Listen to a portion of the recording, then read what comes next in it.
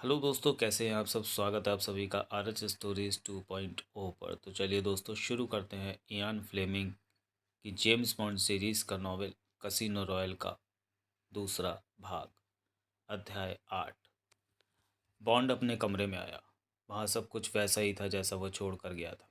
उसने पहले गर्म और फिर ठंडे पानी से अच्छी तरह स्नान किया और बिस्तर पर लेट गया। वेस्पर से मिलने में अभी 1 घंटा बाकी था।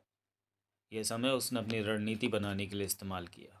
उसने ठंडे दिमाग से सोचा कि खेल में जीत मिली तो क्या करना है और हार मिली तो क्या।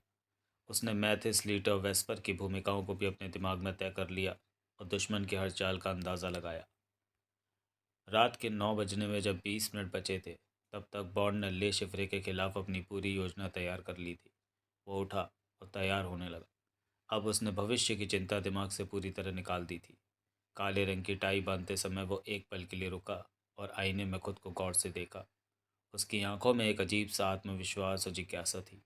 उसके माथे पर बालों की एक लट हमेशा की तरह गिरकर कोमा यानी कौमा जैसा आकार बना रही थी। चेहरे पर चोट के निशान और उसकी रंगत उसे किसी समुद्री डाकू जैसा लुक दे रही थी। बॉन्ड ने मुस्कुराते हुए सोचा, वेस्पर ने जैसा कहा था मैं वैसा तो बिल्कुल नहीं दिखता। उसने अपनी सिगरेट केस भरी और कमरे से बाहर निकल गया। बॉन्ड ने अपनी जेबें चेक की और अपना लाइटर देखा। फिर उसने 10 लाख के नोटों का बंडल जेब में रखा। उसने दराज से चमड़े का एक हल्का कवर यानी होलस्टर निकाला और उसे अपने बाएं कंधे पर कस लिया। इसके बाद उसने अपनी बेहद पतली .25 बेरेटा पिस्तौल निकाली। उसने तसल्ली की कि बंदूक सही से काम कर रही है या नहीं। फिर उसमें गोलियां भरी, सेफ्टी लॉक लगाया और उसे कंधे के कवर में छिपा लिया। कमरे में एक आखिरी नज़र डालने के बाद उसने अपनी कोट यानी डिनर जैकेट पहन ली।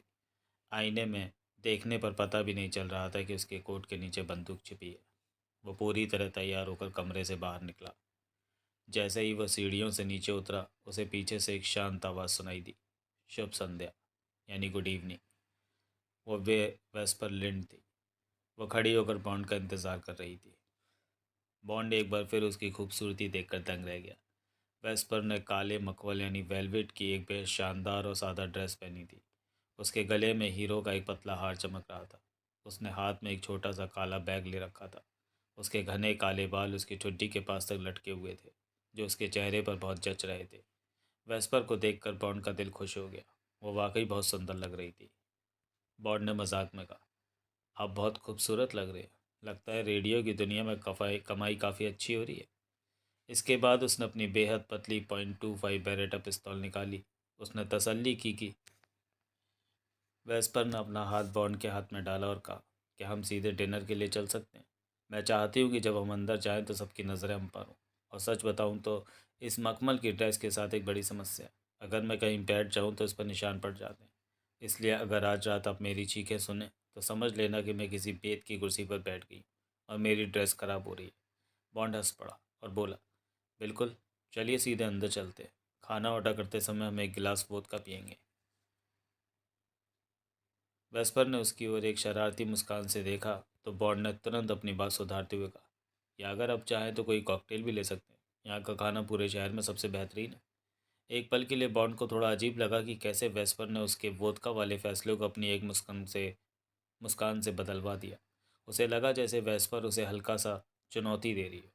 लेकिन जैसे ही होटल का मैनेजर उन्हें भीड़ भरे कमरे के बीच में ले जाने लगा, बॉन्ड वह सब भूल गया।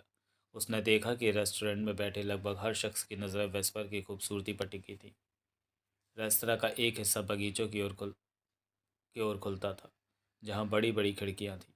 लेकिन बॉन्ड ने कमरे के पिछले हिस्से में एक कोना चुना, जहाँ दीवार पर बड़े बड़े आईने लगे थे। यह जगह सफ़ेद और सुनहरी रंगत वाली थी और मेज़ों पर लाल रंग के रेशमी लैंप जल रहे थे, जिससे वहाँ का माहौल बहुत ही निजी और शाही लग रहा था। जब वे दोनों मेन्यू कार्ड पर बैंगनी स्याही से लेकर खाने के लंबे चौड़े नामों को समझने की कोशिश कर रहे थे, तब बॉन्ड ने शराब परोसने वाले को इशारा किया। फिर उसने वेस्पर की ओर मुड़कर पूछा, क्या आपने कुछ सोचा? मुझे बस एक गिलास वोदका चाहिए, वेस्पर ने सादगी से कहा और फिर से मेनू देखने लगी। बॉन्ड ने ऑर्डर दिया, एक छोटी बोतल वोदका, एकदम ठंडी। फिर उसने अचानक वेस्पर से कहा, तुम्हारी इस नई ड्रेस की खुशी में जाम टकराने से पहले मुझे तुम्हारा असली नाम तो पता होना चाहिए। उसने जवाब दिया, वेस्पर, वेस्पर लिंड। बॉन्ड ने उसे बड़ी उत्सुकता से देखा। नाम थोड़ा अलग था। वेस्पर मुस्कुराकर बोली, हर बार ये समझाना थोड़ा उबाऊ लगता है कि मेरे माता पिता कहते हैं कि मेरा नाम शाम के वक्त हुआ था और उस वक्त बहुत भयानक तूफान चल रहा था। शायद वो उस पल को याद रखना चाहते थे, इसलिए मेरा नाम वेस्पर, जिसका अर्थ शाम होता है, रखा। कुछ लोगों को ये नाम बहुत पसंद आता है तो कुछ को नहीं, पर अब मुझे इसकी आदत हो गई है। बॉन्ड ने कहा, मुझे लगता है ये बहुत ही प्यारा नाम है। उसके दिमाग में एक विचार आया। उसने वेस्पर को अपनी उस खास मार्टिनी के बारे में बताया जिसके लिए वह एक अच्छे नाम की तलाश में था। बॉन्ड बोला, वेस्पर, ये नाम मेरी कॉकटेल के लिए एकदम सही है। शाम के उस धुंधलके वाले वक्त के लिए इससे बेहतर नाम नहीं हो सकता। जब पूरी दुनिया में मेरी ये ड्रिंक पी जाएगी, क्या मैं ये नाम इस्तेमाल कर सकता हूँ? वेस्पर ने मुस्कुराते हुए वादा किया, बिल्कुल, लेकिन शर्त यह है कि पहले मुझे इसे चखने का मौका मिले। सुनने में तो ये किसी गर्व करने लायक ड्रिंक जैसी लग रही है, बॉन्ड ने कहा। जब ये मिशन ख़त्म हो जाएगा तो हम साथ में जश्न मनाएंगे, फिर चाहे जीत हो यार। और अब बताओ, रात के खाने में क्या लोगी? कृपया कुछ महंगा और शानदार ऑर्डर करना, वरना तुम्हारी ये खूबसूरत ड्रेस बुरा मान जाएगी। वेस्पर हंसते हुए बोली, मेरे पास दो पसंद थी। वैसे तो दोनों ही अच्छी है, लेकिन कभी कभी करोड़पतियों की तरह ठाठ से रहना अच्छा लगता है। अगर आप वाकई कह रहे हैं तो मैं कैवियार यानी मछली के अंडे से शुरुआत करना चाहूँगी। उसके बाद ग्रिल्ड रॉगनॉन यानी किडनी, और अंत में ढेर सारी क्रीम के साथ जंगली स्ट्रॉबेरी। क्या इतना सब मांगना बेशर्मी तो नहीं? बॉन्ड ने मुस्कुरा कर कहा, बिल्कुल नहीं, यह तो एक अच्छी और पौष्टिक पसंद है। उसने वेटर की तरफ मुड़कर कहा, और हाँ, टोस्ट का ढेर लगा देना। उसने वेस्पर को समझाते हुए कहा, कैवियार के साथ हमेशा यही समस्या होती है। दिक्कत ये नहीं कि कैवियार कितना है, बल्कि असली चुनौती यह है कि उसके साथ खाने के लिए काफ़ी टोस्ट कैसे जुगाड़ा जाए। बॉन्ड ने भी अपना ऑर्डर देते हुए कहा, मैं भी मैडम के साथ कैवियार ही लूँगा। उसके बाद मुझे एक छोटा टूर्नेडोस यानी मीट का टुकड़ा चाहिए, जो थोड़ा कम पका यानी मीडियम रेयर हो, साथ में खास सॉस और आर्टिचोक। और जब मैडम स्ट्रॉबेरी खा रही होंगी तब मैं एवोकाडो लूँगा। क्या ये ठीक रहेगा? होटल का मैनेजर झुक कर बोला, बिल्कुल सही पसंद है जनाब। उसने शराब परोसने वाले यानी सोमेलियर की ओर मुड़कर पूरा ऑर्डर दोहरा दिया। शराब परोसने वाले ने अपनी लिस्ट दिखाते हुए कहा, बेहतरीन। बॉन्ड ने वेस्पर से पूछा, अगर आपको एतराज़ ना हो तो क्या आज रात हम शैंपेन पिएं? यह खुशी का एहसास कराती है और मुझे उम्मीद है कि आज के मौके के लिए बिल्कुल सही रहेगी। वेस्पर ने मुस्कुराकर सहमति दी, हाँ, मुझे शैंपेन ही चाहिए। बॉन्ड ने लिस्ट पर उंगली रखते हुए सोमलियर से पूछा, टैटिंगर 45 कैसी रहेगी? सोमेलियर ने सलाह दी, जनाब वो भी अच्छी है, लेकिन अगर आप मेरी माने तो इसी ब्रांड की ब्लैंक डे ब्लैंक यानी 1943 का कोई मुकाबला नहीं है। वो बेजोड़ है। बॉन्ड मुस्कुराया और बोला, ठीक है, वही ले आइए। फिर उसने वेस्पर को समझाते हुए कहा, यह ब्रांड बहुत ज़्यादा मशहूर तो नहीं है, लेकिन शायद दुनिया के सबसे बेहतरीन शैम्पेन यही है। अपनी इस पार की पसंद पर वह खुद भी थोड़ा मुस्कुरा उठा। माफ़ करना, बॉन्ड ने कहा, खाने पीने के मामले में मैं थोड़ा ज़्यादा ही शौकीन हूँ। शायद इसलिए कि मैं कुंवारा हूँ, या फिर इसलिए कि मुझे हर छोटी चीज़ को बारीकी से देखने की आदत है। ये सुनने में थोड़ा नखरे वाला या पुराने ज़माने का लग सकता है, लेकिन जब मैं मिशन पर होता हूँ तो मुझे अक्सर अकेले खाना पड़ता है। ऐसे में खाने की छोटी छोटी बातों पर ध्यान देने से वक्त मज़े में कट जाता है। वेस्पर ने उसकी ओर मुस्कुराते हुए देखा। मुझे आपकी ये बात पसंद आई, उसने कहा। मुझे भी हर काम पूरी लगन से करना और उसका भरपूर आनंद लेना पसंद है। मुझे लगता है जीने का सही तरीका यही है। हालांकि ये सुनने में थोड़ा बचकाना लग सकता है। तभी कुटी हुई बर्फ़ के नीचे रखी वोदका की छोटी बोतल आई और बॉन्ड ने दोनों के गिलास भर दिए। मैं तुम्हारी बात से पूरी तरह सहमत हूँ, बॉन्ड ने कहा। और अब आज की रात के लिए शुभकामनाएं वेस्पर। हाँ, वेस्पर ने धीमी आवाज़ में कहा। उसने अपना गिलास उठाया और बॉन्ड की आंखों में झांकते हुए बोली, उम्मीद है कि आज रात सब ठीक रहेगा। बॉन्ड को लगा जैसे बोलते वक्त वेस्पर थोड़ा घबरा गई है, लेकिन तभी वह अचानक बॉन्ड की ओर झुकी और फुसफुसाते हुए बोली, मेरे पास मैथिस का एक संदेश है। वो खुद तुम्हें बताना चाहता था पर मौका नहीं मिला। यह आज दोपहर हुए उस बम धमाके के बारे में।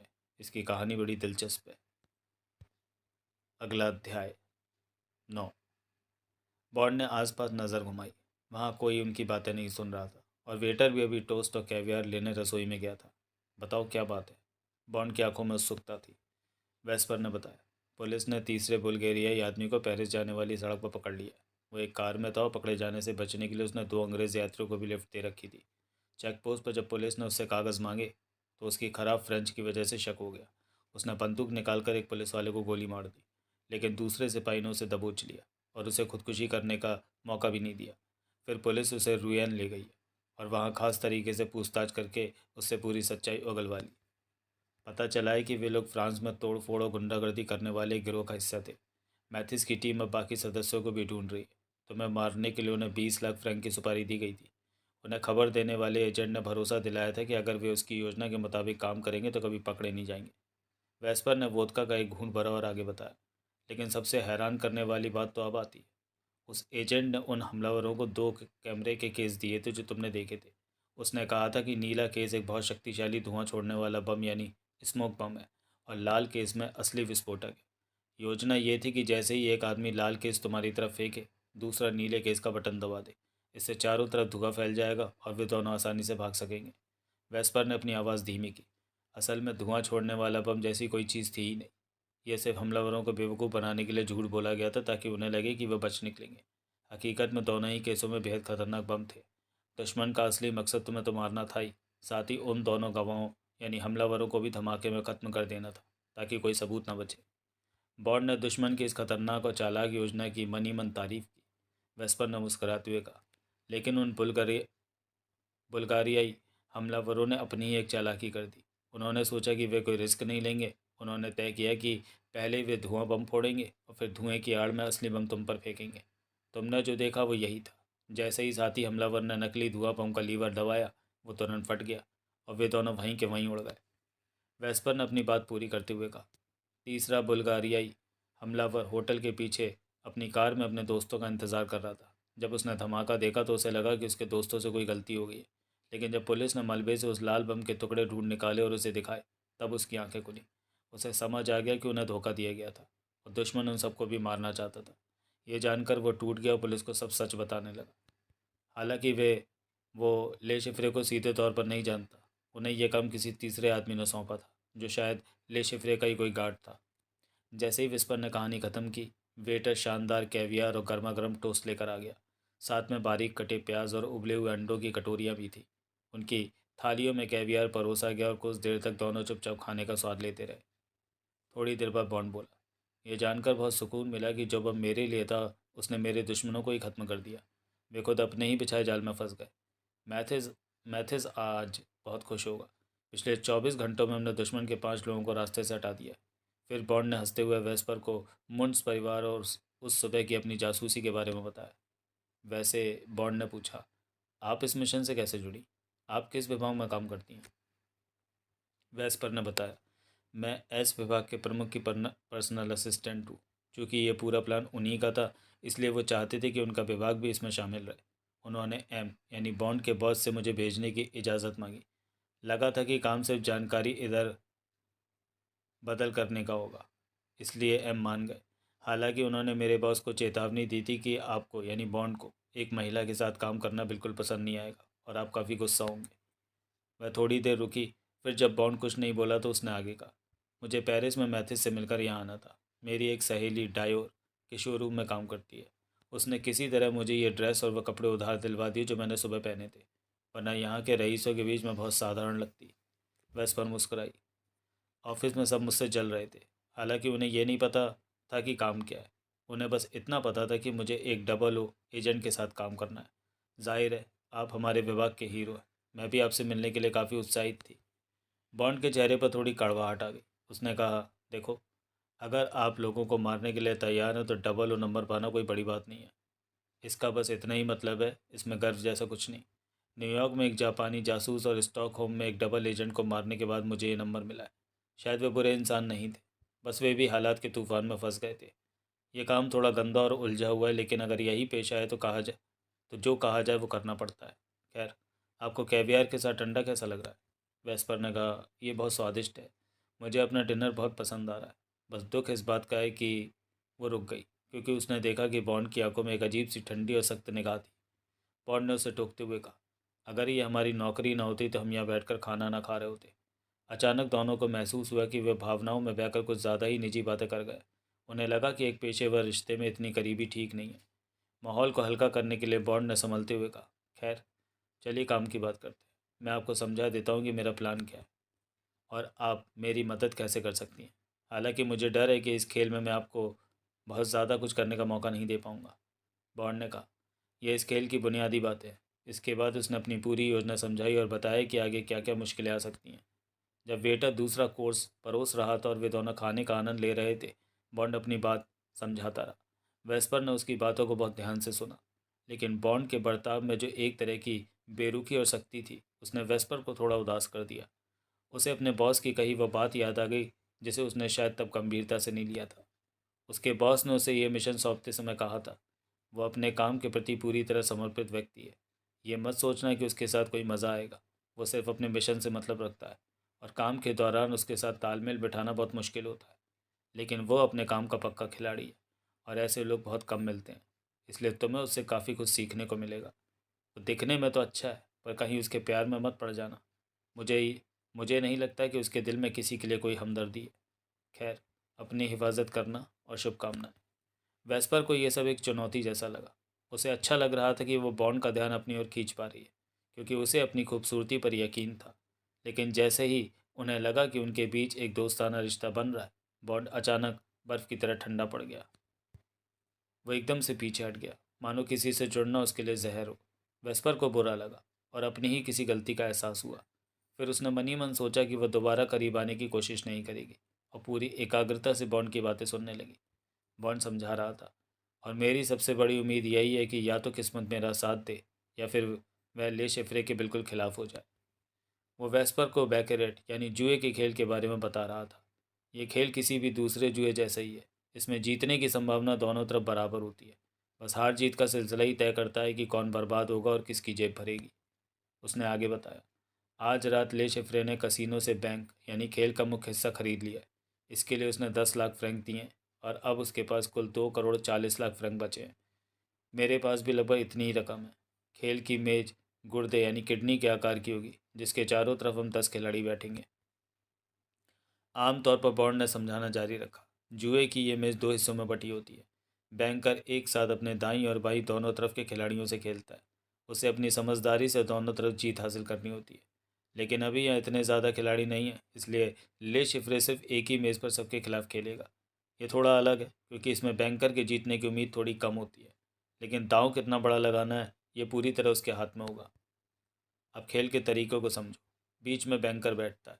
उसके साथ एक क्रूपियर होता है, जो ताश के पत्ते बटोरता है और पैसों का हिसाब रखता है। खेल की देख रेख के लिए एक मैनेजर भी होता है। मैं कोशिश करूंगा कि ले शिफ्रे के ठीक सामने बैठूं। उसके सामने ताश के 6 पैकेटों का एक बॉक्स होगा, जिसे शू कहते हैं। पत्तों में हेरा फेरी की गुंजाइश ना के बराबर है, क्योंकि उन्हें क्रूपियर फेंटता है और खिलाड़ी खुद उन्हें काट कर बॉक्स में डालते हैं। हमने कसिनो के स्टाफ की भी जांच कर ली है, वे सब भरोसेमंद हैं। पत्तों पर निशान लगाकर बेईमानी करना लगभग नामुमकिन है, फिर भी हम अपनी नज़र बनाए रखेंगे। बॉन्ड ने शैंपेन का एक घूंट भरा और आगे की बात बताने लगा। खेल कुछ इस तरह चलता है। बैंकर पहले दांव की रकम बताता है। मान लो 5 लाख फ्रैंक। मेज पर हर सीट का एक नंबर होता है। नंबर 1 पर बैठा खिलाड़ी चाहे तो उस पूरे दाव को अकेले खेल सकता है। अगर वो मना कर देता है तो नंबर 2 को मौका मिलता है, फिर नंबर 3 को, और इसी तरह ये सिलसिला चलता रहता है। अगर कोई भी खिलाड़ी अकेला उतना पैसा नहीं लगाना चाहता तो मेज़ पर मौजूद सभी खिलाड़ी और यहाँ तक कि पीछे खड़े दर्शक भी मिलकर उस रकम को पूरा करते हैं। बॉन्ड ने आगे समझाया, 5 लाख जैसी छोटी रकम तो आसानी से मिल जाती है, लेकिन जब दांव 10 या 20 लाख का होता है, तब पैसा लगाने वाले कम पड़ जाते हैं। मेरा प्लान यह है कि मैं हमेशा आगे बढ़कर ले शिफरे के दाव को स्वीकार करूंगा। मैं उस पर तब तक हमला करता रहूंगा जब तक कि या तो मैं उसका सारा पैसा न जीत लूँ, या वो मुझे कंगाल न कर दे। इसमें वक्त लग सकता है, पर अंत में हम दोनों में से एक का बर्बाद होना तय है। बाकी खिलाड़ी तो बस बीच का हिस्सा है। असली जंग मेरे और उसके बीच है। बैंकर होने के नाते उसे खेल में थोड़ा फ़ायदा तो है, लेकिन जब मैं उस पर बड़े दाव दांव लगाऊंगा और उसे ये अंदाज़ा नहीं होगा कि मेरे पास कितने पैसे हैं, तो वह घबरा जाएगा। मुझे उम्मीद है कि इससे हम दोनों का पलड़ा बराबर हो जाएगा। इतना कहकर बॉन्ड रुका। स्ट्रॉबेरी और एवोकाडो आए, जिसे उन्होंने चुपचाप खाया। फिर कॉफ़ी पीते हुए उन्होंने इधर उधर की बातें की और सिगरेट सुलगाई। दोनों में से किसी ने भी शराब नहीं ली, क्योंकि उन्हें अपना दिमाग एकदम सतर्क रखना था। अंत में बॉन्ड ने खेल के असली नियम समझाए। उसने कहा, यह बहुत आसान है। अगर आपने कभी 21 विंग्ड एट ऊन खेला है, तो आप उसे तुरंत समझ जाएंगे। उस खेल में 21 के करीब पहुंचना होता है, लेकिन यहाँ लक्ष्य है 9 के करीब पहुंचना। मुझे 2 कार्ड मिलते हैं और बैंकर को भी 2। अगर ज़रूरत पड़ी तो हम एक एक कार्ड और ले सकते हैं। नियम यह है, गुलाम बेगम बादशाह और 10 के पत्ते का मूल 0 होता है। इक्के यानी एस का मूल्य 1 होता है। बाकी पत्तों पर जो नंबर लिखा है वही उनका मूल्य है। अगर जोड़ 10 से ज़्यादा हो जाए तो सिर्फ आखिरी अंक तक गिना जाता है। जैसे 9 और 7 मिलकर 16 नहीं बल्कि सिर्फ 6 माने जाएंगे। जिसका स्कोर 9 के सबसे करीब होगा वही जीतेगा। अगर दोनों का स्कोर बराबर रहा तो बाजी दोबारा खेली जाती है। वेस्पर बॉन्ड की बातें ध्यान से सुन तो रही थी, लेकिन वो उसके चेहरे को भी देख रही थी। बॉन्ड के चेहरे पर खेल को लेकर एक अजीब सा जुनून और गंभीरता साफ झलक रही थी। बॉन्ड ने आगे समझाया, अब खेल की बारीकी समझो। जब बैंकर मुझे 2 पत्ते देता है और उनका जोड़ 8 या 9 निकलता है तो इसे नेचुरल कहते हैं। ऐसे में मैं तुरंत अपने पत्ते दिखा देता हूँ, जीत जाता हूँ। बशर्ते बैंकर के बाद मुझसे बड़ा नंबर ना हो। लेकिन अगर मेरे पास नेचुरल नहीं है तो मुझे फैसला लेना होता है। अगर मेरा जोड़ 7 या 6 है तो मैं और पत्ता नहीं मांगता। अगर 5 से कम है तो मैं हर हाल में एक और पत्ता मांगता हूँ। 5 सबसे उलझाने वाला नंबर है, क्योंकि वहाँ से बाजी सुधर भी सकती है और पूरी तरह बिगड़ भी सकती है। जब मैं बैंकर से नया पत्ता मांगता हूँ या अपनी मेज़ थपथपा कर इशारा करता हूँ तो मुझे और पत्ता नहीं चाहिए। तभी बैंकर अपने पत्ते देख सकता है। अगर उसके पास नेचुरल यानी 8 या 9 है तो वह तुरंत जीत जाता है। अगर नहीं तो उसे भी वही फैसले लेने होते हैं जो मैंने लिए थे। लेकिन मेरी चाल देखकर उसे अंदाज़ा मिल जाता है कि उसे क्या करना चाहिए। मिसाल के तौर पर अगर मैं और पत्ता नहीं मांगता तो वो समझ जाता है कि मेरे पास 5, 6 या 7 में से कोई नंबर है। अगर मैं नया पत्ता मांगता हूँ तो उसे पता चल जाता है कि पहले मेरे पास 6 से कम नंबर था। क्योंकि वो मुझे नया पत्ता खुद देता है, इसलिए वो देख सकता है कि वो पत्ता कौन सा है। उस पत्ते को देखकर वो अंदाज़ा लगा लेता है कि अब मेरा हाथ मजबूत हुआ है या कमज़ोर। इसी आधार पर वो तय करता है कि उसे खुद नया पत्ता लेना चाहिए या नहीं। तो कुल मिलाकर बैंकर को थोड़ा फ़ायदा तो मिलता है। सबसे बड़ी उलझन 5 नंबर पर होती है, नया पत्ता लें या नहीं। कुछ खिलाड़ी हमेशा पत्ता लेते हैं पर कुछ कभी नहीं। मैं अपने मन की आवाज़ पर चलता हूँ। अंत में बॉन्ड ने अपनी सिगरेट बुझाई और बिल मांगते हुए कहा, पर असल में जीत तो 8 और 9 जैसे बड़े नंबरों से ही होती है। मेरा काम बस इतना ही है कि मेरे पास उससे ज़्यादा बड़े नंबर आए। अध्याय 10। खेल के बारे में बात करते हुए बॉन्ड के चेहरे पर फिर से वही जोश दिखने लगा था। ले शिफ्रे का सामना करने के ख्याल से वो रोमांचित था और उसकी धड़कनें तेज़ हो गई थीं। ऐसा लग रहा था मानो वह वेस्पर के साथ हुई अपनी अनबन को पूरी तरह भूल चुका है। वेस्पर ने भी राहत की सांस ली और वह भी बॉन्ड के इस उत्साह में शामिल हो गई। बॉन्ड ने बिल चुकाया और वेटर को अच्छी टिप दी। इसके बाद दोनों रेस्टोरेंट से बाहर निकलकर होटल की सीढ़ियों की ओर बढ़ गए। बाहर बॉन्ड की आलीशान बेंटले कार खड़ी थी। वो वेस्पर को लेकर कसीनो पहुंचा और गाड़ी को एंट्री गेट के पास पार्क कर दिया। जब वे अंदर दाखिल हुए तो बॉन्ड बिल्कुल चुप था। वेस्पर ने गौर किया कि बॉन्ड के चेहरे पर एक अजीब सी गंभीरता थी और उसके नथने थोड़े फूले हुए थे, जो उसके भीतर के तनाव को दिखा रहे थे। हालांकि ऊपर से वो बिल्कुल शांत दिख रहा था और कसीनो के कर्मचारियों से मुस्कुराहट के साथ मिल रहा था। प्राइवेट हॉल के गेट पर किसी ने उनसे पहचान पत्र यानी मेंबरशिप कार्ड नहीं मांगा। बॉन्ड जिस तरह से बड़े दाव लगाता था उसकी वजह से वह कसीनो का सबसे खास मेहमान बन चुका था और वहाँ का हर कर्मचारी उसका सम्मान करता था। मुख्य हॉल में थोड़ा आगे बढ़ते ही फेलिक्स लीटर एक रूलेट टेबल से उठकर आया और बॉन्ड से किसी पुराने दोस्त की तरह मिला। वेस्पर लिंड से परिचय होने के बाद लीटर ने कहा, बॉन्ड, चूंकि आज शाम आप बैकरेट खेलने वाले हैं तो क्या मैं मिस लिंड को रूलेट में जीतना सिखा दूं? मेरे पास 3 लकी नंबर हैं जो अब आने ही वाले हैं। जब आपका खेल जम जाएगा तब हम आकर आपको खेलते हुए देखेंगे। बॉन्ड ने वेस्पर की ओर देखा कि उसकी क्या राय है। वेस्पर ने कहा, मुझे ये पसंद आएगा। पर बॉन्ड, क्या आप मुझे अपना कोई लकी नंबर बताएंगे? बॉन्ड ने बिना मुस्कुराए गंभीरता से कहा, मेरा कोई लकी नंबर नहीं है। मैं केवल उन्हीं चीज़ों पर दाव लगाता हूँ जहाँ जीतने की संभावना पक्की हो या उसके करीब हो। अच्छा, अब मैं चलता हूँ। फिर उसने धीमी मुस्कान के साथ कहा, फेलिक्स के साथ आप सुरक्षित है। इतना कहकर वह पैसे और टोकन लेने के लिए कैश काउंटर की ओर बढ़ गया। लीटर को समझ आ गया कि बॉन्ड अभी पूरी तरह अपने मिशन और खेल के मूड में है। लीटर ने वेस्पर से कहा, मिस लिंड, बॉन्ड बहुत ही गंभीर जुआरी है और इस वक्त उन्हें होना भी चाहिए। अब मेरे साथ आइए और देखिए कि नंबर 17 मेरी बात कैसे मानता है। बिना कुछ किए पैसे जीतना आपको बहुत अच्छा लगेगा। अकेले होते ही बॉन्ड ने राहत की सांस ली। अब वो फालतू की बातें छोड़कर पूरी तरह अपने काम पर ध्यान दे सकता था। वह कैश काउंटर पर गया और दोपहर की रसीद दिखाकर अपने 2 करोड़ 40 लाख फ्रैंक ले लिए। उसने नोटों के 2 बराबर हिस्से किए। आधी रकम अपनी दाई जेब में और आधी बाई जेब में रख ली। इसके बाद वह भीड़ को चीरते हुए कमरे के उस खास हिस्से में पहुंचा जहाँ पीतल के घेरे के अंदर बैकेरेट की बड़ी मेज़ सजी थी। मेज़ पर खिलाड़ी अपनी जगह ले रहे थे। क्रूपियर यानी पत्ते बांटने वाला मेज़ पर पत्तों को उल्टा करके आपस में मिला रहा था। इसे क्रूपियर शफल कहते हैं, जिसे पत्तों को मिलाने का सबसे सुरक्षित तरीका माना जाता है, क्योंकि इसमें धोखाधड़ी की गुंजाइश नहीं होती। तभी वहाँ के मैनेजर शेफ डी पार्टी ने पीतल की रेलिंग वाली चेन हटाई ताकि बॉन्ड अंदर आ सके। मैनेजर ने झुककर कहा, मिस्टर बॉन्ड, आपकी पसंद के मुताबिक मैंने आपके लिए नंबर 6 की सीट खाली रखी है। मेज पर अभी भी 3 सीटें खाली थीं। बॉन्ड घेरे के अंदर गए, जहाँ एक कर्मचारी उनके लिए कुर्सी आगे बढ़ा रहा था। उन्होंने अपने अगल बगल बैठे खिलाड़ियों को सिर हिलाकर नमस्ते किया और बैठ गए। बॉन्ड ने अपना गहरे भूरे रंग का सिगरेट केस और काला लाइटर निकालकर मेज़ के हरे कपड़े पर दाईं ओर रख दिया। कर्मचारी ने एक कांच की एस्ट्रे साफ करके उनके पास रख दी। बॉन्ड ने सिगरेट जलाई और आराम से कुर्सी पर पीछे की ओर झुक गए। उनके ठीक सामने बैंकर की कुर्सी अभी खाली थी। बॉन्ड ने मेज़ पर बैठे खिलाड़ियों पर नज़र डाली। वो उनमें से ज़्यादातर को पहचानता था, पर नाम कुछ ही के पता थे।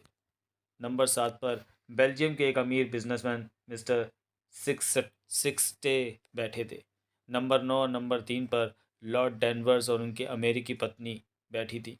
बॉन्ड को लगा कि वे काफ़ी घबराए हुए और शायद जल्दी ही अपनी रकम हार जाएंगे। नंबर 1 पर एक मशहूर यूनानी जुआरी बैठा था। बॉन्ड को पता था कि वो बहुत ठंडे दिमाग का खिलाड़ी है और लंबे समय तक मैदान में टिका रहेगा। बॉन्ड ने वहाँ के हुइसियर से एक कार्ड मांगा और उन खाली सीटों के नंबर यानी 2, 4, 5, 8, 10 लिखकर मैनेजर को भेजने को कहा, ताकि वो जान सके कि वहाँ कौन बैठने वाला है। थोड़ी ही देर में वो कार्ड वापस आ गया, जिस पर बाकी खिलाड़ियों के नाम लिखे थे। नंबर 2 पर कॉर्मेल डेलन बैठने वाली थी, जो एक मशहूर अमेरिकी फिल्म स्टार थी। उनके पास अपने पिछले 3 पतियों से मिला ढेर सारा पैसा था। बॉन्ड को लगा कि वो बड़े जोश और शान से खेलेगी और शायद उनकी किस्मत चमक जाए। नंबर 4 और 5 पर मिस्टर और मिसेस डू पॉन्ट बैठने वाले थे। वे देखने में बहुत अमीर लग रहे थे और उनके चेहरे से लग रहा था कि वे इस बड़े खेल के पुराने खिलाड़ी हैं। वे आपस में मज़े से बातें कर रहे थे, मानो उन्हें इतने बड़े दावों से कोई डर ना लग रहा हो। बॉन्ड को खुशी हुई कि मिसेस डू पॉन्ट उनके ठीक बगल में यानी नंबर 5 पर बैठी थी।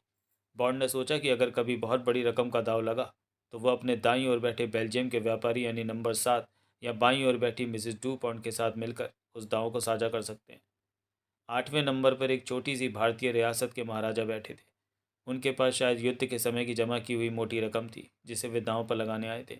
बॉन्ड का अनुभव कहता था कि एशियाई लोग जुए में बहुत बड़े जोखिम नहीं लेते। यहाँ तक कि मशहूर चीनी खिलाड़ी भी हालात बिगड़ने पर घबरा जाते हैं। लेकिन महाराजा के बारे में बॉन्ड को लगा कि वे अंत तक टिके रहेंगे और अगर हार धीरे धीरे हुई तो काफ़ी बड़ा नुकसान भी झेल जाएंगे। 10वें नंबर पर एक अमीर दिखने वाला जवान इतालवी यानी इटालियन सिग्नोर टोमेली बैठा था। उसके पास शायद इटली में संपत्तियों से आने वाला खूब पैसा था। बॉन्ड को लगा कि वह जोश में आकर बेवकूफ़ी भरा खेल खेलेगा और हारने पर अपना आपा खोकर हंगामा भी कर सकता है। बॉन्ड अभी सभी खिलाड़ियों का अंदाज़ा लगा ही रहा था कि ले शिफ्रे कमरे में दाखिल हुआ। वो किसी बड़ी और खामोश शार्क मछली की तरह शांत और गंभीर दिख रहा था। वो पीतल के घेरे को पार कर सीधा बॉन्ड के सामने बैंकर वाली कुर्सी पर बैठ गया। उसके चेहरे पर एक बनावटी और ठंडी मुस्कान थी। उसी वक्त कार्ड बांटने वाले यानी क्रूपियर ने ताश की गड्डी को मेज़ पर रखा। जैसे ही उसने ताश के 6 पैकेटों को एक झटके में बॉक्स यानी शू के अंदर सेट किया, ले शिफ्रे ने झुककर उसके कान में धीरे से कुछ कहा। अचानक क्रूपियर यानी पत्ते बांटने वाले की आवाज़ गूंजी, देवियों और सज्जनों, खेल शुरू हो चुका है। बैंकर का पहला दांव 5 लाख फ्रैंक का है। नंबर 1 पर बैठे यूनानी खिलाड़ी ने अपनी मेज़ थपथपाकर इशारा किया कि वह अकेला ये पूरा दांव खेलेगा। क्रूपियर ने कहा, दांव लग चुका है। ले शिफ्रे पत्तों वाले बॉक्स यानी शू की ओर झुका। उसने पत्तों को सेट करने के लिए बॉक्स को हल्के से थपथपाया, जिससे पहले कार्ड का गुलाबी हिस्सा बाहर दिखाई देने लगा।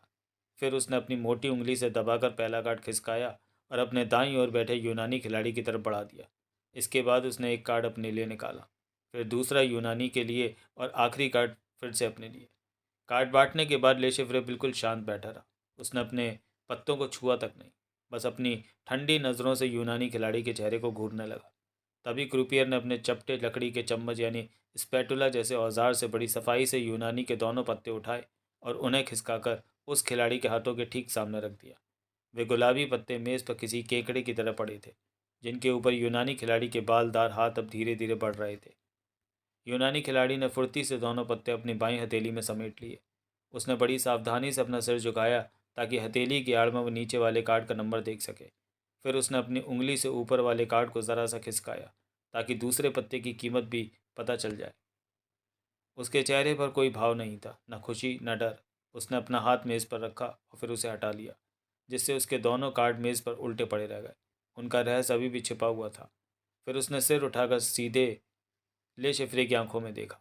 यूनानी ने साफ आवाज़ में कहा, नहीं। इसका मतलब था कि वो और पत्ता नहीं मांग रहा है।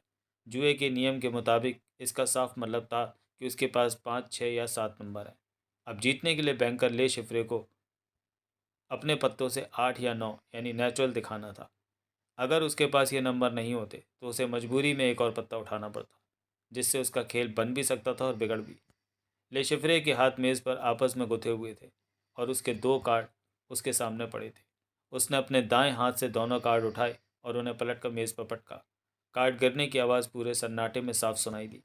ले शिफ्रे के पास 4 और 5 निकले, यानी कुल 9। एक ऐसा नेचुरल नंबर जिसे कोई हरा नहीं सकता था। वो पहली बाजी जीत गया था। क्रूपियर ने धीरे से ऐलान किया, 9, बैंक की जीत।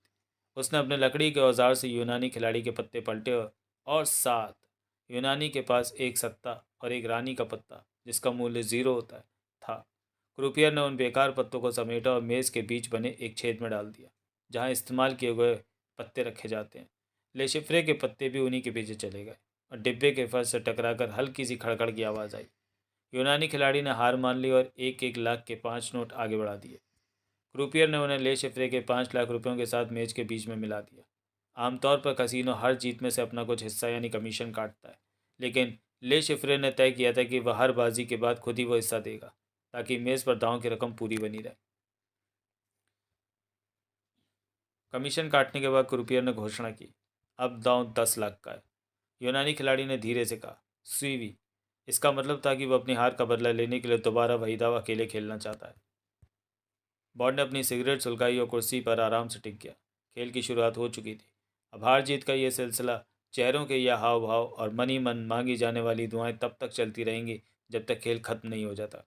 खेल के बाद ये रहस्यमयी ताश के पत्ते या तो जला दिए जाएंगे या बेकार कर दिए जाएंगे। मेज़ पर एक चादर डाल दी जाएगी और वह घास जैसा हरा कपड़ा अपने खिलाड़ियों की हार का खून सोख कर फिर से अगली सुबह के लिए तैयार हो जाएगा। अगली बाजी में भी यूनानी खिलाड़ी की किस्मत ने साथ नहीं दिया। तीसरा कार्ड लेने के बाद भी उसका स्कोर सिर्फ 4 रहा, जबकि ले शिफ्रे यानी बैंकर के पास 7 थे। ले शिफ्रे फिर जीत गया। अब दांव की रकम और बढ़ गई थी। क्रूपियर ने ऊंची आवाज़ में कहा, अब दांव 20 लाख का है।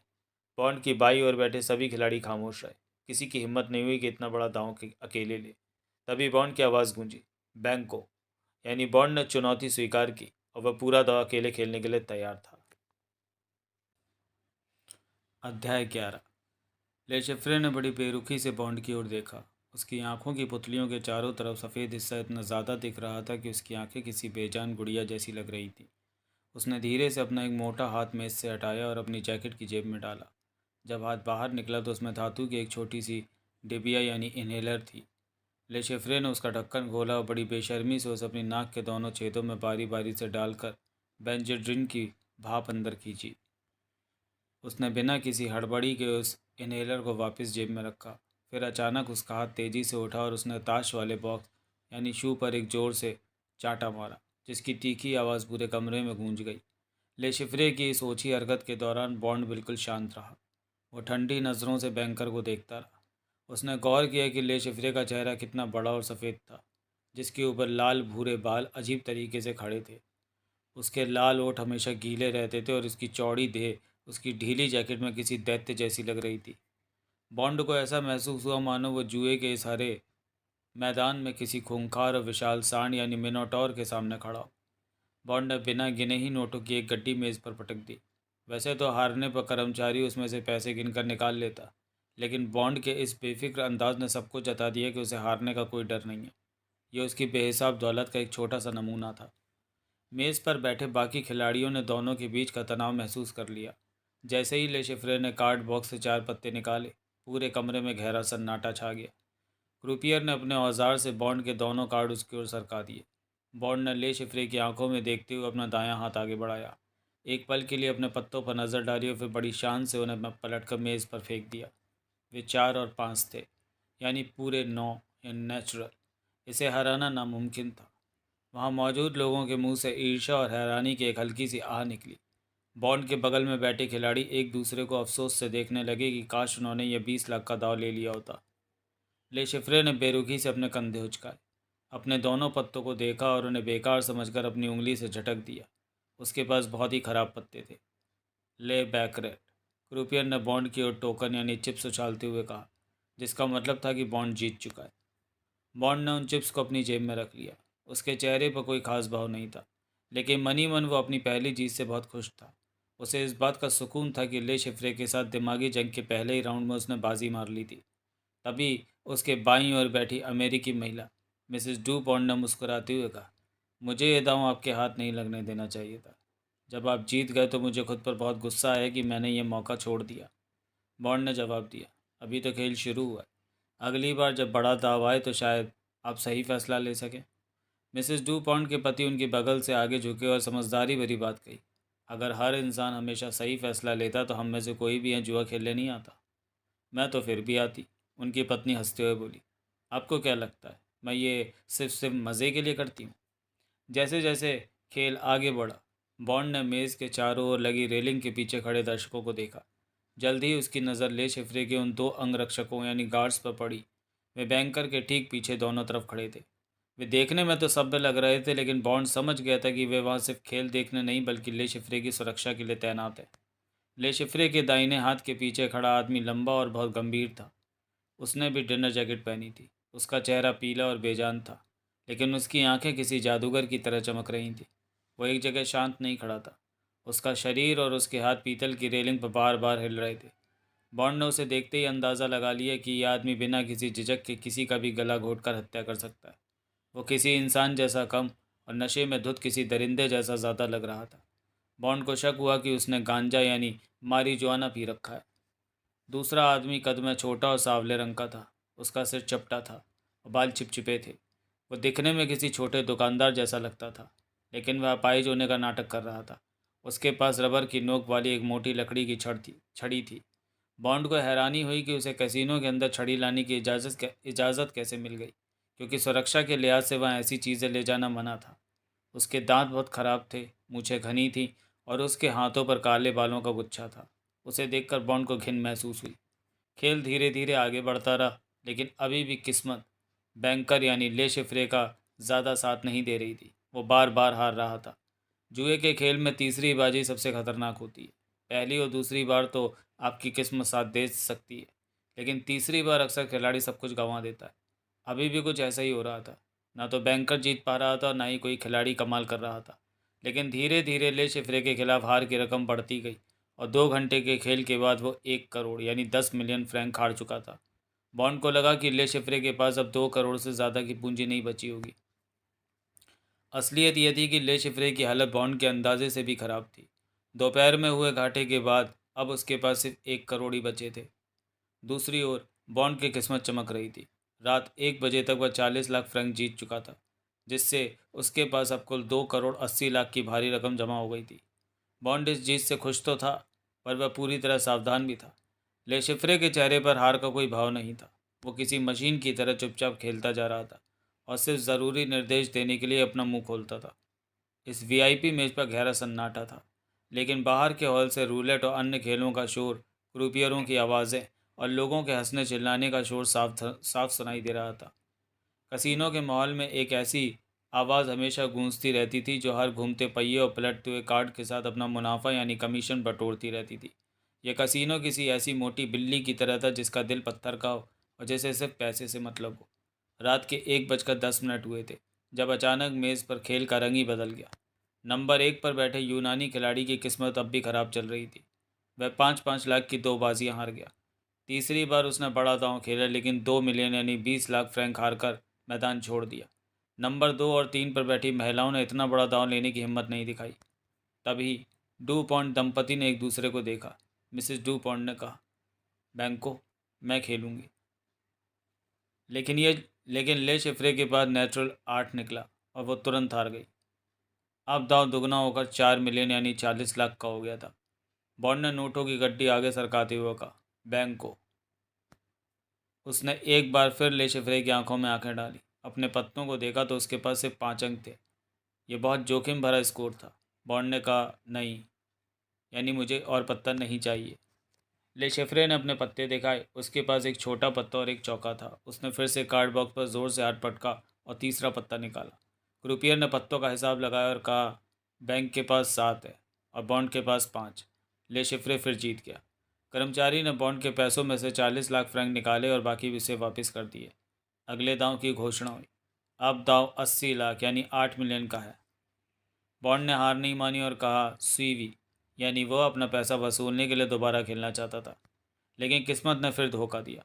ले शिफ्रे के पास फिर से नेचुरल या 9 यानी 9 निकला और बॉन्ड दोबारा हार गया। सिर्फ 2 बार की भिड़ंत में बॉन्ड 1 करोड़ 20 लाख फ्रैंक कमा चुका था। अब उसके पास केवल 1 करोड़ 60 लाख ही बचे थे और अगली बाजी का दांव भी ठीक इतनी ही रकम का था। अचानक बॉन्ड को अपनी हथेलियों पर पसीना महसूस होने लगा। उसकी मोटी रकम धूप में बर्फ़ की तरह पिघल चुकी थी। दूसरी ओर ले शिफ्रे अपनी जीत की खुशी में मेज़ को धीरे धीरे थपथपा रहा था। उसने बॉन्ड की ओर ऐसी नज़रों से देखा मानो पूछ रहा हो, क्या अभी और हारना बाकी है? बॉन्ड ने धीमी पर अडिग आवाज़ में कहा, सीवी।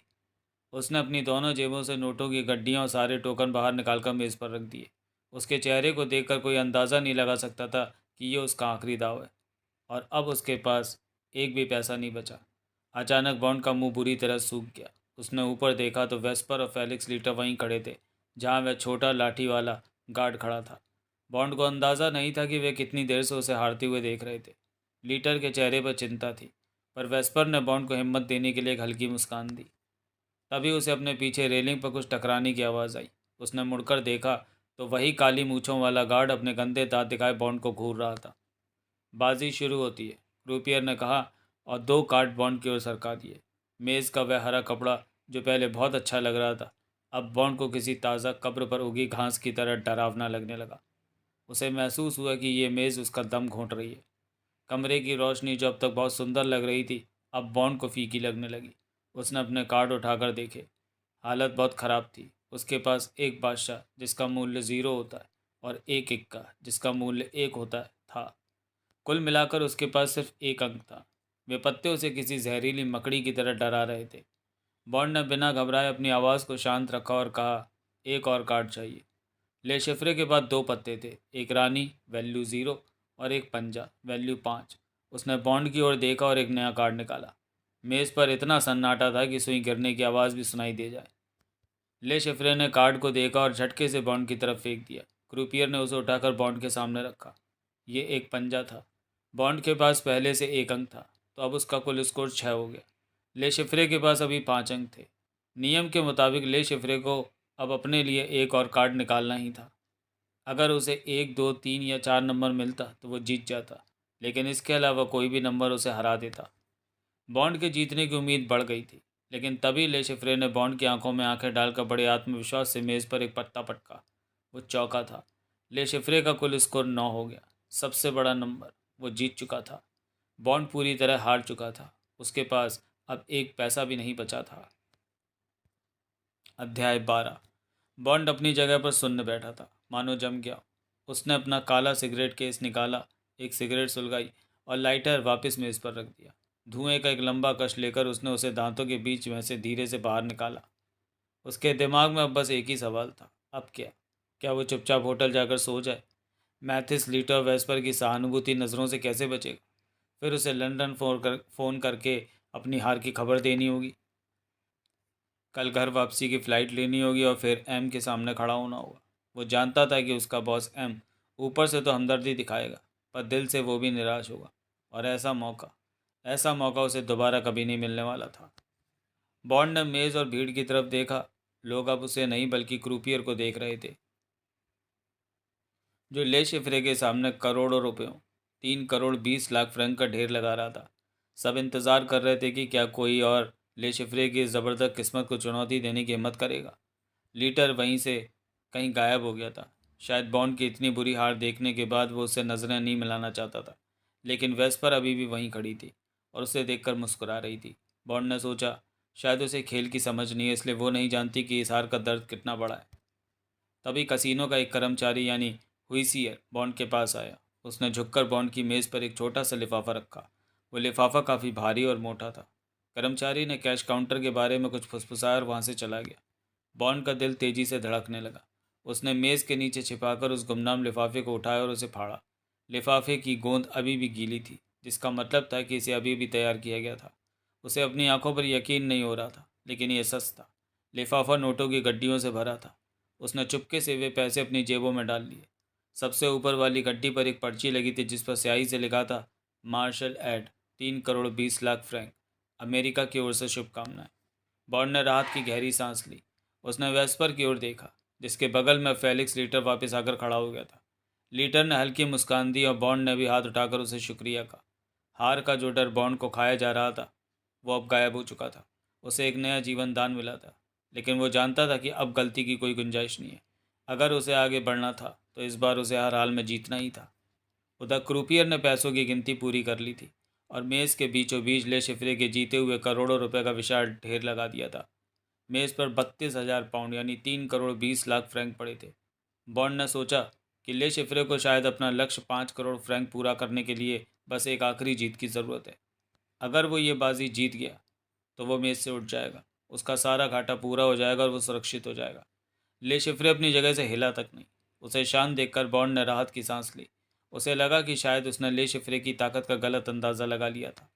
बॉन्ड समझ गया था कि अब बस एक ही रास्ता बचा है, ले शिफ्रे को पूरी तरह बर्बाद कर देना। उसे थोड़ा बहुत नहीं बल्कि पूरे 32 मिलियन की हार चुकानी होगी। बॉन्ड जानता था कि ले शिफ्रे को उम्मीद नहीं होगी कि कोई अकेले इतने बड़े दांव की चुनौती देगा। भले ही ले शिफ्रे को ये ना पता हो कि बॉन्ड का पिछला सारा पैसा खत्म हो चुका है, पर उसे लगा होगा कि बॉन्ड अब कमज़ोर पड़ गया है। अगर ले शिफ्रे को ज़रा भी खतरा महसूस होता तो वो सारा पैसा समेट कर हट जाता और फिर से छोटे छोटे दाव खेलना शुरू कर देता। बॉन्ड का अंदाज़ा बिल्कुल सही था। ले शिफ्रे को अपना काम पूरा करने के लिए बस 8 मिलियन और चाहिए थे। आखिरकार ले शिफ्रे ने चुनौती स्वीकार करते हुए अपना सिर हिलाया। 32 मिलियन, 3 करोड़ 20 लाख का दांव। क्रूपियर की आवाज़ पूरे हॉल में गूंज गई। मेज़ के चारों ओर मौत जैसा सन्नाटा छा गया। कसीनो के बड़े अधिकारी ने भी इस दांव का ऐलान बड़े गर्व से किया ताकि दूसरे कमरों में खेल रहे अमीर खिलाड़ी भी खिंचे चले आएं। ये कसीनो के प्रचार के लिए भी बहुत बड़ी बात थी, क्योंकि बैकरेट के इतिहास में इतना बड़ा दांव पहले सिर्फ एक बार लगा था। तभी बॉन्ड थोड़ा आगे झुका और शांत लेकिन पक्की आवाज़ में बोला, सीवी, यानी मैं ये पूरा दांव अकेले खेलूंगा। ये सुनते ही पूरे कसीनो में खलबली मच गई। खबर आग की तरह फैल गई और लोगों की भीड़ मेज़ की तरफ दौड़ पड़ी। 32 मिलियन! वहाँ मौजूद ज़्यादातर लोगों के लिए इतनी बड़ी रकम थी कि उनकी पूरी ज़िंदगी की कमाई और ख़ानदानी बचत भी इसके आगे कम पड़ जाए। ये सचमुच एक जादुई रकम थी। तभी कसीनो के एक डायरेक्टर ने खेल के इंचार्ज शेफ डिपार्टी से कुछ मशवरा किया। इंचार्ज ने बॉन्ड की तरफ मुड़कर बड़ी विनम्रता से पूछा, माफ़ कीजिएगा जनाब, लेकिन क्या आपके पास दांव की ये पूरी रकम यहाँ मेज़ पर मौजूद है? कसीनो के अधिकारियों को पक्का करना था कि बॉन्ड के पास सच में इतने पैसे हैं। वे जानते थे कि बॉन्ड अमीर है, पर 32 मिलियन कोई छोटी रकम नहीं थी। कभी कभी हार से हताश जुआरी बिना पैसों के भी बड़ा दाव लगा देते और हारने पर चुपचाप जेल चले जाते थे। इंचार्ज ने माफ़ी मांगते हुए कहा, माफ़ कीजिए मिस्टर बॉन्ड, पर यह नियम है। बॉन्ड ने अपनी जेब से नोटों की गड्डियाँ मेज़ पर रख दी। क्रूपियर 10-10 हज़ार के सबसे बड़े नोटों को गिनने में जुट गया। ठीक उसी पल बॉन्ड ने देखा कि ले शिफ्रे और उसके पीछे खड़े उस बंदूकधारी के बीच नजरों ही नज़रों में कोई इशारा हुआ। अचानक बॉन्ड को अपनी पीठ के निचले हिस्से में कुर्सी और शरीर के बीच किसी कठोर और ठंडी चीज़ का दबाव महसूस हुआ। तभी उसके दाहिने कान के ठीक पीछे एक भारी और डरावनी आवाज़ सुनाई दी। यह एक साइलेंसर वाली बंदूक है जनाब। यह बिना आवाज़ किए आपकी रीढ़ की हड्डी के परखच्चे उड़ा सकती है। गोली लगते ही आप बेहोश होकर गिरेंगे और किसी को पता भी नहीं चलेगा। तब तक मैं यहाँ से जा चुका हूँ। 10 तक गिनने से पहले अपना दांव वापस ले लो। अगर मदद के लिए चिल्लाए तो मैं गोली चला दूंगा। आवाज़ में इतना भरोसा था कि बॉन्ड को यकीन हो गया कि वो मजाक नहीं कर रहा है। ये लोग किसी भी हद तक जा सकते थे। बॉन्ड समझ गया कि वो जिसे मोटी छड़ी समझ रहा था वो दरअसल एक खास तरह की साइलेंसर वाली बंदूक थी। इस बंदूक के अंदर रबड़ के टुकड़े लगे होते हैं जो धमाके की आवाज़ को सोख लेते हैं। बॉन्ड ने खुद युद्ध के दौरान ऐसी बंदूकों का इस्तेमाल किया था। पीछे से फिर आवाज़ आई, एक। बॉन्ड ने हल्का सा सिर घुमाया। वो आदमी बॉन्ड के ठीक पीछे झुका हुआ था और अपनी मूछों के नीचे ऐसे मुस्कुरा रहा था जैसे बॉन्ड को जीत की बधाई दे रहा हो। भीड़ के शोर में किसी को शक भी नहीं हो रहा था कि वो क्या कर रहा है। उसके गंदे दांत दिखाई दिए और वो फिर फुसफुसाया, दो। बॉन्ड ने सामने देखा। ले शिफ्रे उसे ही घूर रहा था। उसकी आंखें चमक रही थीं, मुंह खुला था और वो तेज़ी से सांसें ले रहा था। वो बस इंतज़ार कर रहा था कि या तो बॉन्ड अपना दांव वापस ले ले या फिर दर्द के मारे कुर्सी से नीचे गिर जाए। 3। बॉन्ड ने वेस्पर और फेलिक्स लीटर की तरफ देखा। वे बेफिक्र होकर मुस्कुरा रहे थे और आपस में बातें कर रहे थे। बॉन्ड को गुस्सा आया। बेवकूफ़, मैथिस कहाँ है? कहाँ गए मेरे वे साथी? 4। बॉन्ड ने चारों ओर जमा भीड़ को देखा। ये लोग बस तमाशा देख रहे थे। क्या किसी को भी नहीं दिख रहा था कि यहाँ क्या हो रहा है? कसिनो का कोई भी अधिकारी इस खतरे को नहीं भाप पा रहा था। 5। क्रूपियर ने नोटों की गिनती पूरी कर ली थी। इंचार्ज ने बॉन्ड की ओर मुस्कुराते हुए सिर झुकाया। जैसे ही वो बोलता, खेल शुरू, बंदूक चल जाती, चाहे गिनती 10 तक पहुंची हो या नहीं। पीछे से आवाज़ आई, 6। बॉन्ड ने तुरंत एक फैसला लिया। यह उसकी ज़िंदगी का सबसे बड़ा जुआ था। उसने सावधानी से मेज़ के किनारे को पकड़कर अपनी पकड़ मजबूत की। उसे अपनी पीठ में धंसी बंदूक की ठंडी नली साफ महसूस हो रही थी। 7। इंचार्ज ने अपनी भौहें उठाकर ले शिफ्रे की ओर देखा। बस एक इशारे का इंतज़ार था कि खेल शुरू किया जाए। तभी बॉन्ड ने अपनी पूरी ताकत लगाकर अपनी कुर्सी को पीछे की ओर झटका दिया। कुर्सी इतनी तेज़ी और ज़ोर से पीछे घूमी कि उसकी मजबूत लकड़ी सीधे उस बंदूकनुमा छड़ी पर जा गिरी। बंदूकधारी ट्रिगर दबा पाता उससे पहले ही कुर्सी के प्रहार ने उसके हाथ से संतुलन छीन लिया। बॉन्ड जोरदार आवाज़ के साथ दर्शकों के पैरों के पास ज़मीन पर जा गिरा। उसके पैर हवा में लहरा रहे थे। कुर्सी का पिछला हिस्सा तड़ाक से टूट गया था। पूरे हॉल में चीख पुकार मच गई। लोग डर कर पीछे हटे, पर जब उन्हें लगा कि यह महज एक हादसा है तो वे बॉन्ड को उठाने के लिए लपके। कसिनो के अधिकारी तुरंत दौड़ कर आए। उनके लिए सबसे ज़रूरी था कि कोई हंगामा ना हो और खेल की बदनामी ना हो। बॉन्ड ने मेज़ की पीतल की रेलिंग पकड़ ली।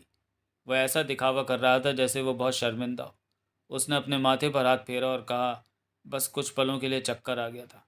खेल का तनाव और यहाँ की गर्मी की वजह से शायद ऐसा हुआ। वहाँ मौजूद लोगों ने सहानुभूति दिखाई। इतने बड़े दांव का खेल देखकर किसी को भी चक्कर आ सकता था। लोगों ने पूछा, क्या आप आराम करना चाहेंगे? क्या डॉक्टर को बुलाएं? बॉन्ड ने सिर हिलाकर मना कर दिया। अब वह पूरी तरह ठीक होने का नाटक कर रहा था। उसने ले शिफ्रे की ओर देखा।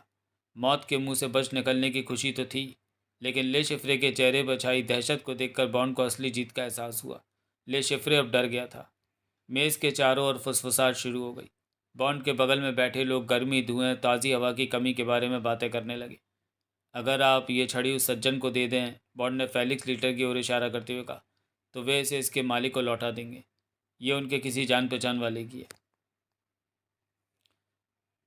कर्मचारी ने सिर झुकाकर बात मान ली और छड़ी लीटर को थमा दी। बॉन्ड ने गंभीरता से सोचा कि जब लीटर उस छड़ी यानी बंदूक की जांच करेगा तो उसे तुरंत समझ आ जाएगा कि बॉन्ड ने भीड़ के सामने गिरने की वह शर्मनाक हरकत क्यों की थी। इसके बाद वह मेज़ की ओर मुड़ा और अपने सामने बिछे हरे कपड़े को हल्के से थपथपाया। यह इस बात का इशारा था कि वह खेल दोबारा शुरू करने के लिए पूरी तरह तैयार है। बॉन्ड ने सबको शांति से जवाब दिया। उसने पीछे भीड़ में नज़र दौड़ाई, पर वह बंदूकधारी गायब हो चुका था। तभी उसने देखा कि कसीनो का कर्मचारी वह छड़ी यानी बंदूक उठाकर खड़ा खड़ा था और उसके मालिक को ढूंढ रहा था। वह छड़ी अब भी ठीक दिख रही थी, बस उसकी रबर वाली नोक गायब थी। बॉन्ड ने कर्मचारी को इशारा किया। अध्याय 13। खेल जारी है। इंचार्ज ने बड़े ही रौब से ऐलान किया। दांव है 32 मिलियन, यानी 3 करोड़ 20 लाख। भीड़ उत्सुकता से मेज़ की ओर झुक गई। ले शिफ्रे ने कार्ड बॉक्स पर जोर से हाथ पटका, जिससे पूरी मेज़ हिल गई। फिर उसने अपना इनेलर निकाला और नाक से लंबी सांस खींची। बॉन्ड के बगल में बैठी मिसेस डू पॉन्ड ने धीरे से कहा, गंदा दरिंदा। बॉन्ड का दिमाग अब बिल्कुल साफ हो चुका था। वह चमत्कारिक रूप से एक मौत के हमले से बच गया था। डर के मारे अब भी उसके पसीने छूट रहे थे, लेकिन अपनी उस कुर्सी वाली चाल की कामयाबी ने उसकी पुरानी हार की कड़वाहट मिटा दी थी। भले ही उसकी हरकत की वजह से खेल 10 मिनट के लिए रुक गया था, जो किसी बड़े कसीनो में होना बहुत बड़ी बात थी। लेकिन अब कार्ड्स मेज़ पर उसका इंतज़ार कर रहे थे। उसे पूरा यकीन था कि किस्मत अब उसे धोखा नहीं देगी। आने वाले पल की सोच नहीं उसके दिल में उम्मीद जगा दी थी। रात के 2 बज रहे थे। कसीनो के बाकी हिस्सों में भी खेल जारी था। हर तरफ से शोर आ रहा था, लेकिन बॉन्ड की मेज़ पर गहरा सन्नाटा था। तभी उसे दूर से किसी क्रूपियर की आवाज़ सुनाई दी। 9। लाल जीत गया।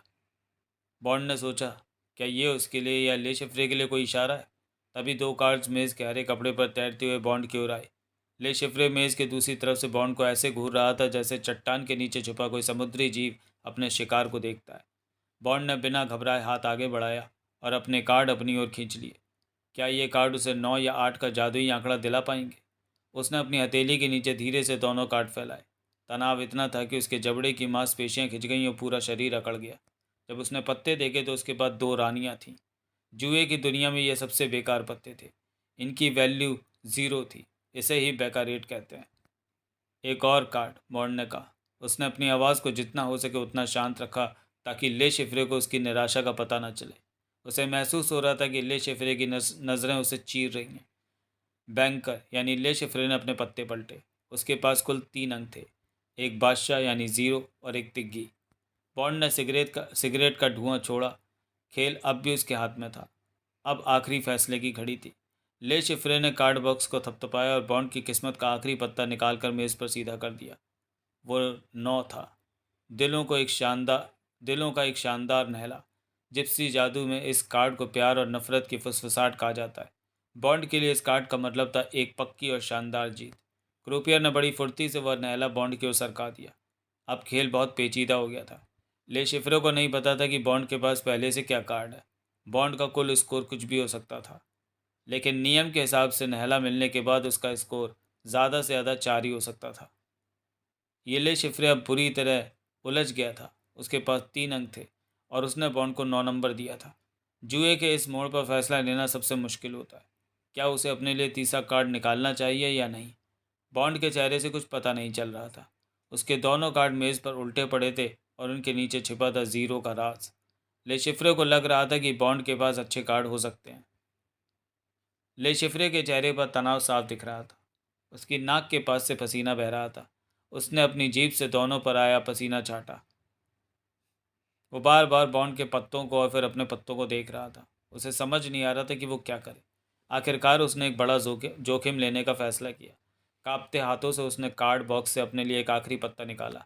जैसे ही उसने पत्ता पलटा, पूरी मेज़ हिल गई। वो एक बेहतरीन कार्ड था, पंजा। क्रूपियर ने घोषणा की, बैंक के पास 8 अंक हैं। बॉन्ड एकदम खामोश बैठा रहा।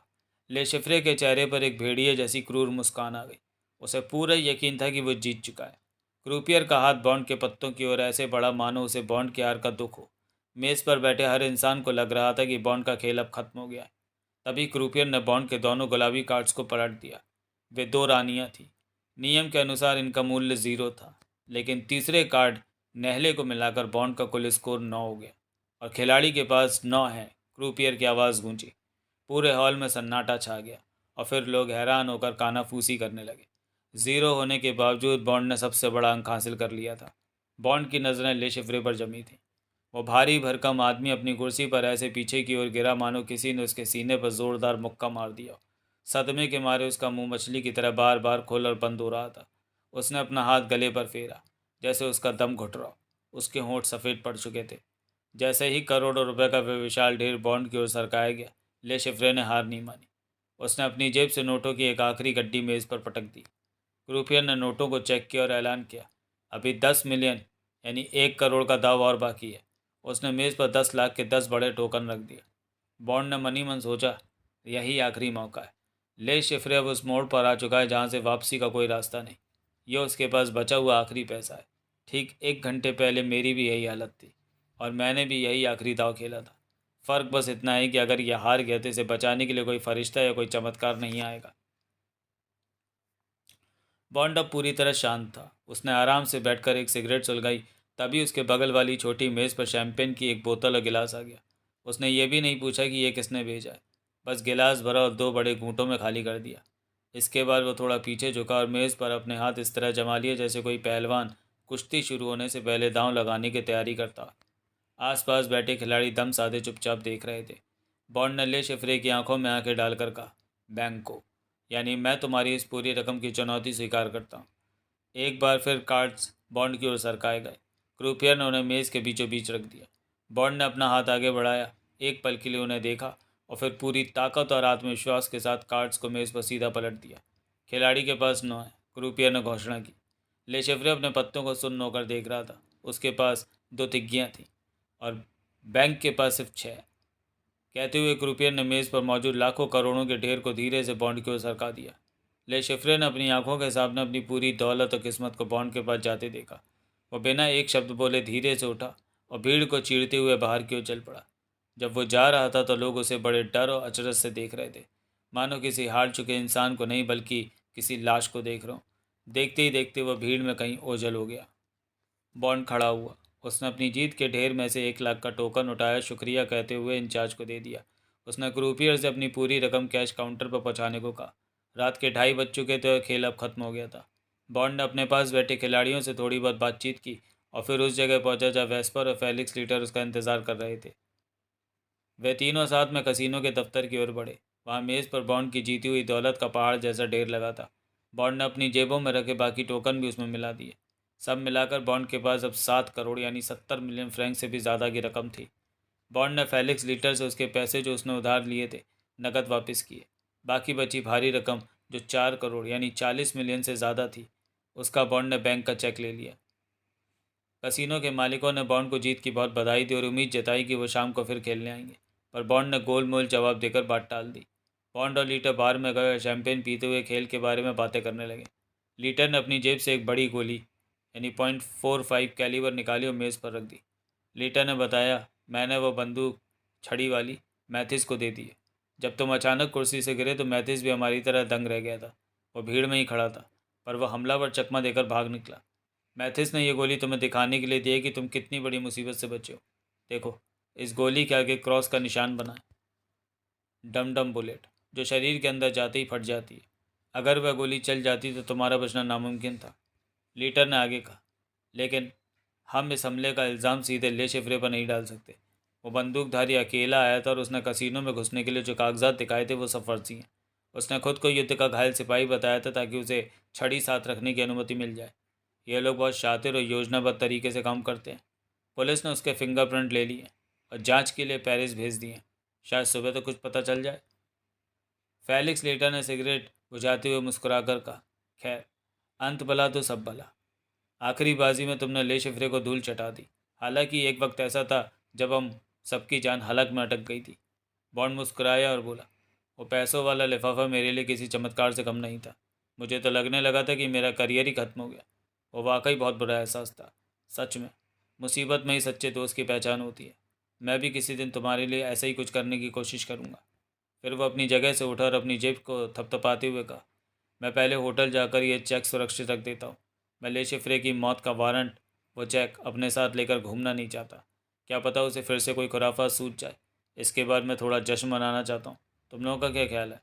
पॉन्ड ने वेस्पर की ओर देखा। खेल खत्म होने के बाद से वह बिल्कुल खामोश थी।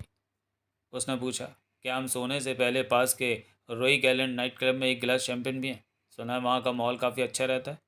वेस्पर ने जवाब दिया, मुझे वहाँ चलना अच्छा लगेगा। जब तक आप अपने पैसे ठिकाने लगाएंगे तब तक मैं भी तैयार हो जाऊंगी। हम लोग मेन गेट पर मिलते हैं। फेलिक्स, तुम आओगे? बॉन्ड ने पूछा। हालांकि वो मन ही मन चाह रहा था कि फेलिक्स मना कर दे ताकि वो वेस्पर के साथ अकेला वक्त बिता सके। लीटर ने बॉन्ड की आंखों में देखा और वह तुरंत इसके मन की बात समझ गया। लीटर ने कहा, दोस्त, मेरे लिए नाश्ते से पहले थोड़ा सो लेना ही बेहतर होगा। आज का दिन बहुत थका देने वाला रहा है और कल मुझे पेरिस में बहुत से काम निपटाने हैं। तुम उनकी चिंता मत करो, मैं तुम्हें बस होटल तक छोड़ देता हूँ। खजाने से लदे इस जहाज़ यानी बॉन्ड को सुरक्षित बंदरगाह तक पहुँचाना ज़रूरी है। सुबह के 3 बज रहे थे और आसमान में पूरा चांद चमक रहा था। वे दोनों पैदल ही होटल की ओर चल दिए। चलते समय दोनों के हाथ अपनी अपनी बंदूकों पर थे। हालांकि देर रात होने के बाद भी वहाँ काफ़ी चहल पहल थी और कसीनों के बाहर गाड़ियाँ खड़ी थीं। वे बिना किसी परेशानी के होटल पहुँच गए। होटल पहुँचकर लीटर ने जिद की कि वो बॉन्ड के कमरे तक साथ जाएगा। कमरा बिल्कुल वैसा ही था जैसा बॉन्ड छोड़ कर गया था। लीटर ने कमरे का जायज़ा लेते हुए कहा, चलो, यहाँ कोई दुश्मन इंतज़ार नहीं कर रहा, पर मुझे लगता है कि वह हार मानने से पहले एक आखिरी कोशिश ज़रूर करेंगे। क्या तुम चाहते हो कि मैं जागता रहूँ और तुम दोनों यानी बॉन्ड और वेस्पर की सुरक्षा के लिए साथ चलूँ? बॉन्ड ने उसे मना करते हुए कहा, नहीं, तुम जाकर चैन की नींद सो। अब मेरे पास नकद पैसे नहीं हैं, इसलिए उन्हें मुझ में कोई दिलचस्पी नहीं होगी और मैंने चेक को सुरक्षित रखने का इंतज़ाम सोच लिया है। तुम्हारी मदद के लिए बहुत शुक्रिया। उम्मीद है हम फिर किसी मिशन पर साथ काम करेंगे। ठीक है, लीटर ने जाते आते मजाक में कहा, बस इतना ध्यान रखना कि ज़रूरत पड़ने पर तुम फिर से नौ का पत्ता निकाल सको और वेस्पर का ख्याल रखना। यह कहकर वह बाहर निकला और दरवाज़ा बंद कर दिया। बॉन्ड को अपने कमरे के सुकून भरे माहौल में वापस आकर अच्छा लगा। कसीनो की भीड़ और 3 घंटे के जानलेवा तनाव के बाद उसे कुछ पल अकेले बिताने की ज़रूरत थी। बिस्तर पर रखे उसके कपड़े और मेज़ पर रखे सामान को देखकर उसे घर जैसा महसूस हुआ। उसने बाथरूम जाकर चेहरे पर ठंडे पानी के छींटे मारे और कुल्ला किया। जब उसने अपनी चोटों को छुआ तो उसे याद आया कि आज वह 2 बार मौत के मुंह से बचकर निकला था। उसने सोचा, क्या दुश्मन आज रात फिर हमला करेंगे या ले शिफ्रे अब तक भाग चुका होगा ताकि वह स्मर्श रूसी जासूसी संस्था के कातिलों से बच सके। बॉन्ड ने इस विचार को झटक दिया। आज के लिए इतना तनाव काफ़ी था। उसने आईने में खुद को देखा और उसका ध्यान वेस्पर की ओर चला गया। वह वेस्पर की खूबसूरती और उसकी ठंडी शख्सियत की ओर खिंचा जा रहा था। वो उस घमंडी दिखने वाली लड़की के मन को जीतना चाहता था। आईने में अपनी आंखों को देखते हुए उसे एहसास हुआ कि वह वेस्पर के लिए कितना बेचैन है। फिर वह मुड़ा और अपनी जेब से वो 4 करोड़ यानी 40 मिलियन फ्रैंक का चेक निकाला। उसने उसे बहुत छोटा करके मोड़ दिया। सावधानी बरतते हुए उसने कमरे का दरवाज़ा खोला और गलियारे में झांक कर देखा कि कहीं कोई है तो नहीं। आहट लेने के बाद उसने एक छोटे पेचकस यानी स्क्रू ड्राइवर से कुछ काम करना शुरू किया। 5 मिनट के भीतर उसने चेक को एक सुरक्षित जगह छिपा दिया। फिर उसने अपने सूटकेस से कुछ सिगरेटें लीं, कमरे को ताला लगाया और मुस्कुराते हुए चांदनी रात का मज़ा लेने होटल से बाहर निकल गया।